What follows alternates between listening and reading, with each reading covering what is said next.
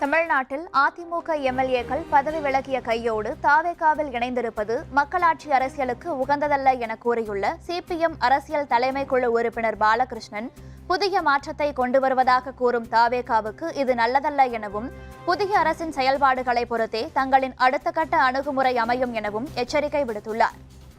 அதிமுக அமைச்சர்கள் எம்எல்ஏவா நீடிக்கிறதும் ராஜினாமா செய்யறதும் அவங்க கட்சி சம்பந்தப்பட்ட சட்டமன்ற உறுப்பினர் சம்பந்தப்பட்ட விஷயம். அதுல நம்ம ஒன்றும் தலையிட முடியாது. ஆனா எங்க கேள்வி வருதுன்னா, அப்படி ராஜினாமா அந்த எம்எல்ஏக்கள் செய்வதும் அடுத்த 5 நிமிஷத்துல அப்படியே தாவேகாவில் போய் சேர்றதுங்கிறது பலவிதமான சந்தேகங்களையும் குழப்பத்தையும் உருவாக்குது.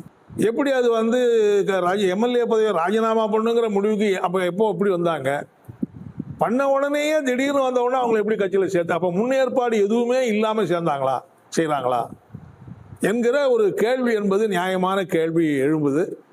தாவேகா இப்போதான் ஆட்சிக்கு வந்திருக்கிற சூழ்நிலையில் இப்படிப்பட்ட நடவடிக்கையில் அவங்க ஈடுபட்டிருக்க கூடாது. அது ஏற்புடையதே அல்ல. இது தமிழ்நாட்டு மக்கள் ஏற்க மாட்டாங்க. சொல்லப்போனால் தாவேகாவுக்கே இது நல்லது இல்லை. ஒரு புதிய அரசியல் கட்சி நாங்கள் மாற்றத்தை கொண்டு வரோம் சொல்லக்கூடிய அந்த அரசியல் கட்சிக்கு இது நல்லதில்லை என்பதுதான் மார்க்சிஸ்ட் கம்யூனிஸ்ட் கட்சியின் சார்பில் நாங்கள் தெரிவிச்சுக்க விரும்புகிறோம்.